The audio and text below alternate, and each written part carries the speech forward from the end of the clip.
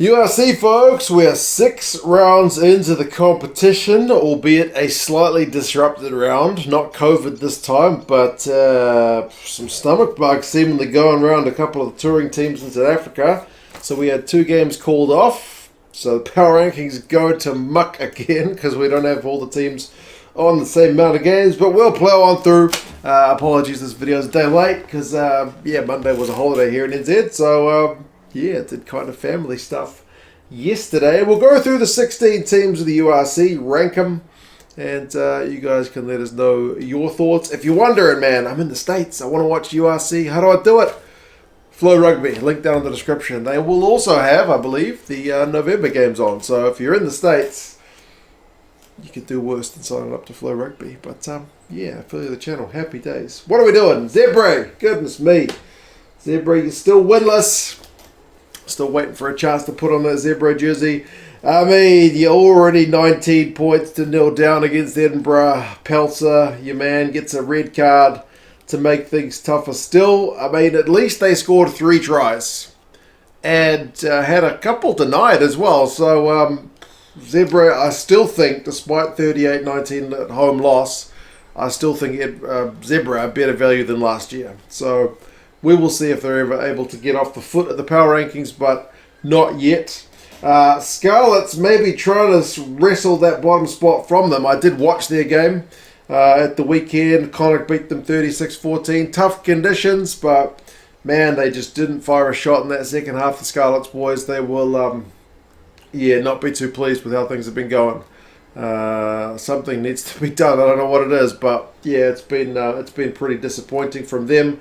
They are 1 win, 4 losses, and a draw into their season. So you would have thought that game might have been a slightly more competitive one, but nah, 36-14.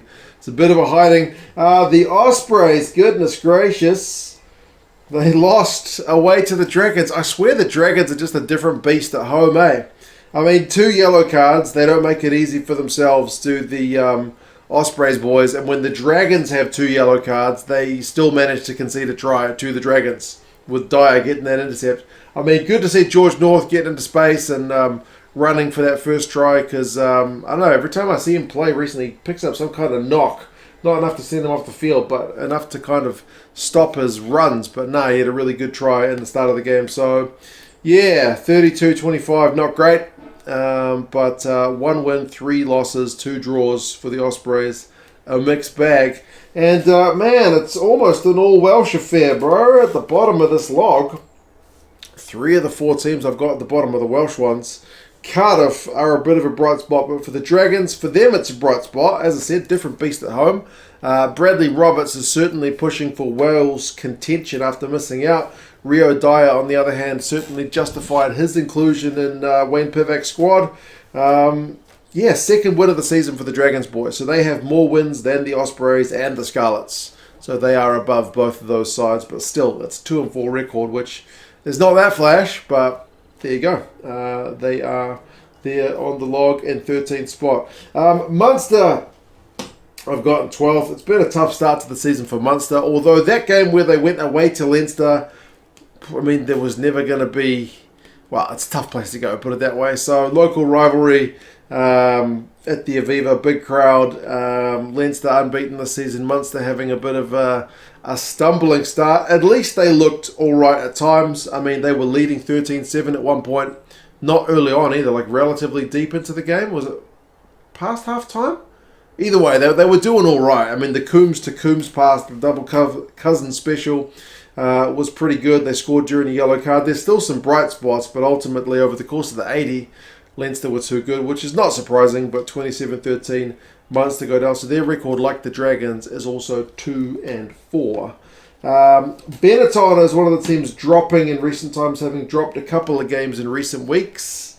Sadly for them, 44-22 at home. They lost to the Bulls. That's a bit of a hiding and a half. I mean, admittedly, if you're looking for bright spots, kind of like the Munster one, 6-0 lead after half an hour, 9-3 lead at half-time, so a real tentative arm wrestle in that first half. They were still leading at the 57th minute, but then the Bulls just got on top, and Benetton kind of struggled to keep up. So, yeah, their record's 3-3. which is 50-50, but it's the couple of recent results that's got them down a bit in the old power rankings. Glasgow were one of the teams who've had stomach troubles, so they didn't play this weekend. Their game was postponed. Their record is currently 2-3. Hopefully they get back to fighting fit soon. And Connacht, the second of our Irish teams, their record improves to 2-4.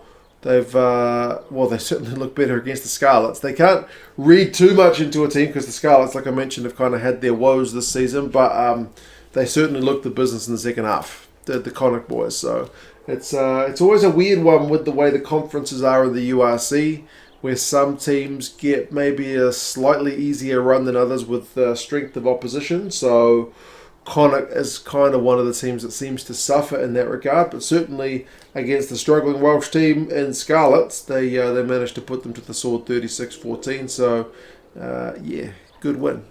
Needed as well, bonus point. The Lions, their game was called off, as I mentioned, so their record remains 3-2, so it's still a positive start to the season for them.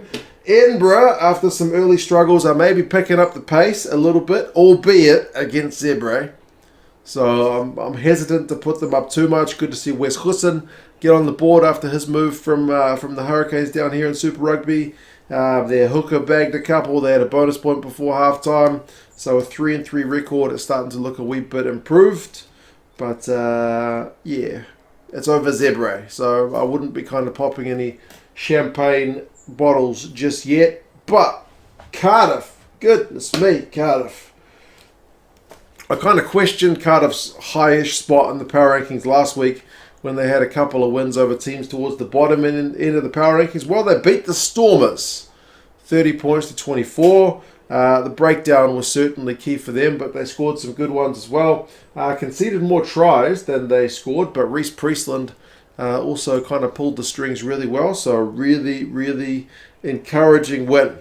When I see these other three teams down here, I mean, admittedly, the Dragons on last year are looking better, but that's encouraging for Cardiff. Not getting too excited just yet. I forget who they've got next, but, if you could see them up against, I don't know, if they were going to play Leinster, I feel like it could be a long day at the office, but that's the same as true for everybody. But, encouraging thus far. So their record has improved after a couple of early losses. The Stormers, though, on the flip side, they lost. First loss in, 15 games? They had a draw the week before, and they just couldn't get going. Strange to see from the Stormers, just looking a little bit flat with all that talent in their backline. So, we'll have to see how they go once they get back to South Africa. But, there's 2 weeks in a row they've not been all that flash. So, they'll be pretty disappointed they couldn't get a better result against Cardiff. Top four, we have the Bulls, who bounced back after a couple of flat weeks of their own, where their forwards were getting bullied a wee bit. Not their best first half ever, as I mentioned, against Benetton. Was pretty tight, but after half-time, their forwards starting to get... their forwards started to get going forward, didn't they? So, last 10 minutes, their maul... just wow, they really piled on some points. So they went for the jugular, and they bounced back. So their record's 4-2, big improvement, much needed as well, because the last couple of weeks they had looked pretty poor. The Sharks, their game got canned. Likewise, Ulster, their game also got canned. So we'll wait to see how the recoveries go for the Ulster and Glasgow boys. But the Sharks are 3-1, Ulster are 4-1. So still pretty positive records, but the only undefeated team is Leinster, 6 from 6, perfect record, good crowd, punish Munster's yellow card. Sheehan is still class. They come back from behind over the course of the 80 minutes, 27-13. I mean, Caelan Doris is just pretty masterful, isn't he? So you can wax lyrical about the Leinster boys all day. They're a pretty bloody good outfit. So top of the log for them. They don't look like dropping anytime soon. But there you go, folks. URC Power Rankings after 6 rounds, albeit a little bit disrupted with now like the Sharks being 2 games behind everyone else, and Ulster, Glasgow, and the Lions being a game behind everyone else. Not ideal, but it's still better than last year with all the COVID disruptions. you guys let us know your thoughts, and yeah, I'll talk to you guys again soon. Together.